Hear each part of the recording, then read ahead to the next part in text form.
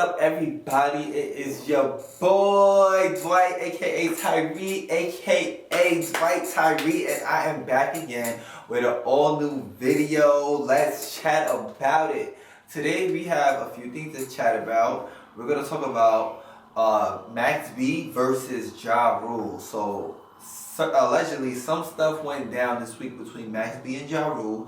We also have Milagro, I think her name is? Milagro Gramz versus Megan Thee Stallion. And we also have Summer Walker drama. Summer Walker versus Tori Brixx. So it is going down, y'all. We have a lot to talk about. So first things first, let's get into this Jarule drama. So allegedly Jarule recently got jumped in New York City. And I believe he was at the Brandy and Monica concert or something, and he got jumped. People were saying that it was Max B crew. So Max B and Jarule allegedly had tension dating back years ago. And if you guys don't know, Max B recently got out of jail, so I guess he felt like it was a good time to get his lick back, or maybe his peoples felt like that. However, Jarule did get online and he was just like, you know, I'm fine, nothing happened to me, I'm good. I saw some people online was like retweeting the video and it was like, boy, I see a knot on your head, I see this, I see that. And I'm like, y'all play too much. They was like, I see a knot on your head. I'm like, yo. So, I don't know, like, what really happened. Because it seems like Jarule is trying to shut it down. I also saw the blogger Tasha K. She was actually talking about it and he was like going back and forth with her online as well. So, it seems like Jarule is trying to deny the claims of him getting jumped. But I believe that something went down, because if it was completely, he's moving to me like something went down, and I want to know more of the details. But it's crazy because, like, if I get jumped in my 50s, I'm gonna be mad. Cause what do we, like, come on, even at this age, like, what are we really doing? Like, do you really need to get your lick back at this moment? So, shout out to Jarule though, but I don't think this is the end for some reason. I feel like it's going to keep going. I feel like there might be more to it. And there's no way somebody from New York is going to get jumped, especially a and not like handle that. So I definitely think something's going to go down between Jarule and Max B if it's Max B. But I think so, because he didn't say it's not Max B, or Max B's crew rather. But yes. So moving on. And yes, just to be clear, guys, there's no evidence that Max B was involved in this, but that's the rumor. People are saying that it was Max B's crew because of their beef. But Jarule did not deny that it has something to do with Max B either. So I'm kind of like, I wonder if it has something to do with him. I don't know, but that was so random though. I was like, damn, Jarule, you getting jumped for what? Like, damn.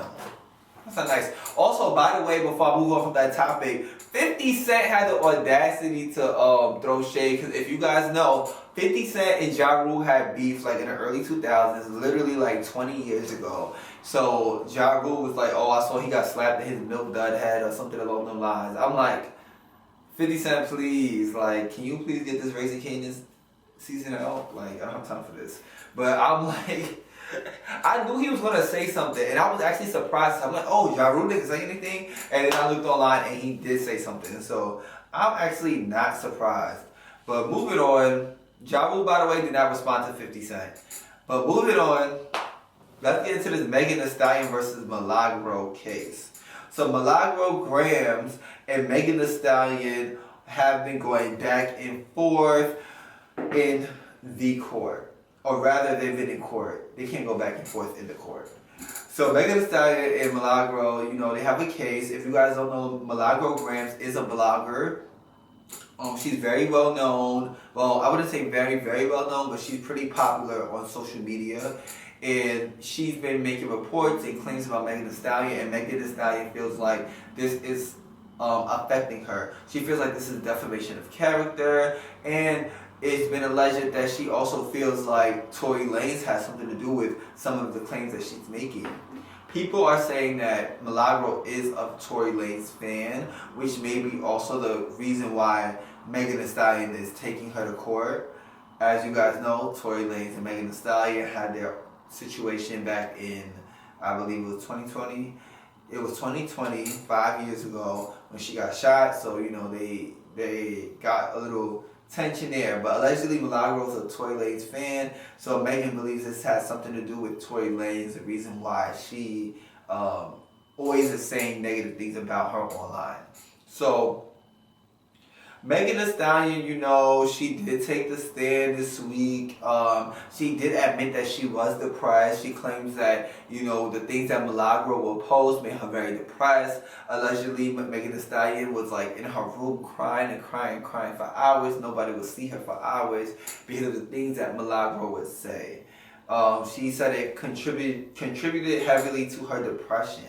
If you guys know, like the shooting, her mother passing, she's been through a lot of things in the past few years, and I guess she's saying that the reports that Milagro made enhanced her, you know, her depression and her stress and her whatever she was feeling in these moments. You know what I'm saying? So, yes.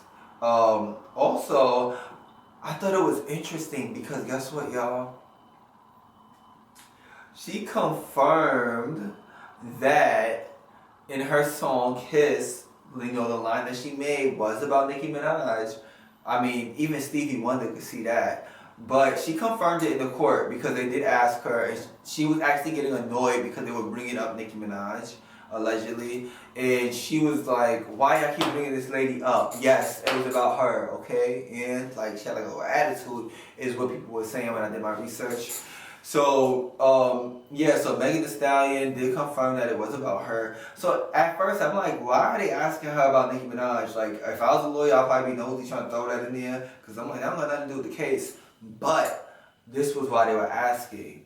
So then, you know, they basically started bringing up Nicki Minaj being a star. And they were saying that, you know, Nicki Minaj did do a diss record called Bigfoot on You that did chart on Billboard. And I'm like, so Megan was, like I said, annoyed that they kept bringing her up. I was kind of like also, you know, when I was looking into it at first, wondering why they were bringing Nicki up. But they brought her up for a reason. The reason they brought her up was because, Nicki Minaj, as we all know, is a famous rapper. Regardless of how you feel about her, she's one of the biggest female rappers in history.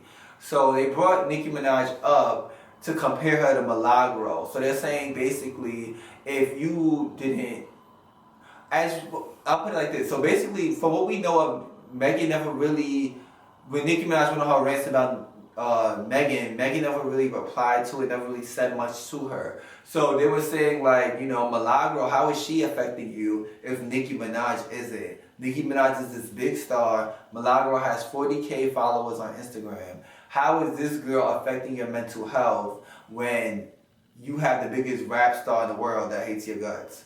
So that was a good point. I'm like, okay, they cooking a little bit. But at the same time, let's be for real. That's two different beefs. I could take you to court as a blogger, but as a rapper, how do I look taking you to court over a diss record? Get in the booth. And I feel like that's what she did. But, you know, in the court world and trying to win this case, I thought that was kind of like a good move for them to bring up. But yes, and you know, the lawyers asked different questions. They asked about the how bloggers played a role in her beef with Nicki Minaj, and I'm just like, yeah, they really was pushing this Nicki Minaj narrative in her case. Megan also revealed something else during this case. She revealed, if you guys don't know, Nicki Minaj did have the Call of Duty deal. And she also said that she was offered the deal as well, but she turned it down. And she also mentioned that she turned it down because she didn't want people in the game shooting her because of her PTSD. So she was supposed to have a skin in Call of Duty, but she turned it down because she didn't want people shooting her, which I completely understand because you know how people are. I can see people now trolling her. She come on Call of Duty, they probably gonna shoot at her feet and then post it on Twitter and try to make jokes. And I could see that. So I actually believed her when she said that she turned down that deal because she didn't want that trauma. That would be kind of weird though. Some people felt like she was just saying that because she didn't want the backlash. I don't think it was the backlash of people. Maybe partially she didn't want people saying anything, but I do think she does have PTSD from that night. That was a traumatizing night, and unfortunately it's been 5 years and it's still been the talk. 20 years from now, when she have her little behind the, well, they'll be, I don't know if they're gonna have behind them. They didn't bring behind the music back. But when they have whatever's equivalent to behind the music, you know they're gonna bring up her shooting. So that's something that's gonna always follow up for the rest of her life. And even if she just look at her foot and see the scar, she's gonna always be reminded about that. And then they tried to ask her if she knows what a skin is in Call of Duty. That's like, I guess, a character or whatever. So she said she didn't know what that was. And then they tried to pull out an old tweet from her. Yeah, so they pulled out a tweet from August 2021 when she retweeted Call of Duty's Twitter. And she said, "We need a hot girl skin ASAP," with the tongue out emoji. And they showed that in court. And I feel like they showed that only to like make her look like she's lying. Because she said she didn't know what it was. And then she said that she didn't, allegedly, she said she didn't post that, someone else posted that. And at the same time, somebody on her team could have posted that. Because sometimes celebrities have their team post on their accounts as well.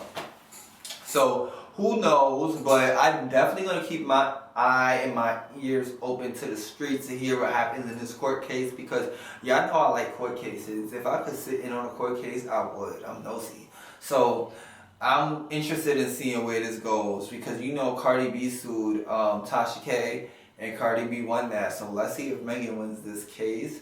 But I would say so far it does seem like this blogger does have some good lawyers, because they are fighting back. I ain't gonna hold you. Milagro has also been ordered to pay some of Megan's lawyer fees as well.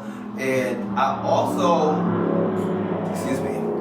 heard that Milagro, so I also heard that Megan spent a lot of money in therapy. In fact, $240K in therapy. So I feel like there's a chance that she may have to pay a portion, if not that as well, if she loses this case, because Megan is making it seem like this girl affected her mental health because of what she posted, which is probably why, or according to what she's insinuating, this is why she had to go to therapy and spend $240,000.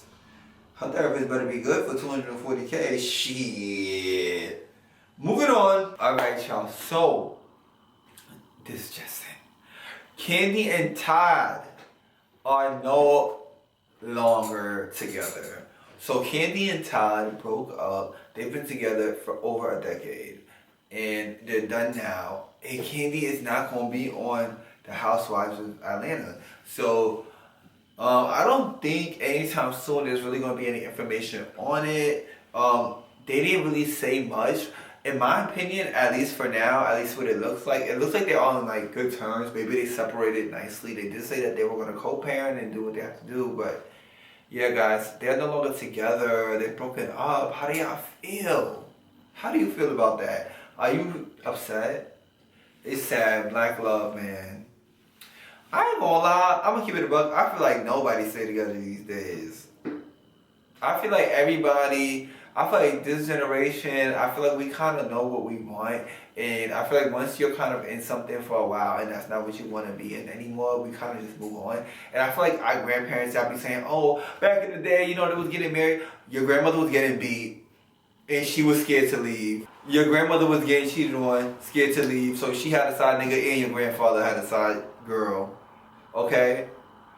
So a lot of the times I feel like people that are older, the boomers and back, they are still together or died together because they were scared to leave back then. And then also some of them were staying together, I feel like, for financial reasons too. Like if we break, I don't know if y'all watch BMF, but they were still living together after that divorce because they couldn't afford to live without each other. The kids will be alright. Shit. The kids probably be better if y'all break up. So not every relationship I feel like is not gonna last, but I feel like a lot of these relationships now aren't lasting because people have higher standards to what they want and they're not settling for stuff because of anything. Because my quote is, you can do better by yourself. Like, somebody bringing you down, you could be down at the bottom by yourself. Why you gonna be more stressed out with somebody else? But shout out to the black love that's still standing, Beyonce and Jay-Z. But I was going to say Will and Jada, but they kind of acting old school because they agree that they're not going to get a divorce no matter what. So, I don't know. I know I kind of went on a long rant about nothing but about something. But Todd and Kandi, shout out to y'all. I hope that they could co-parent still and it could be non-toxic. Yeah. Moving on. there's some recent drama I saw before I got in front of this camera. So we have Summer Walker versus Tori Brixx. And I didn't know that, I didn't see that coming.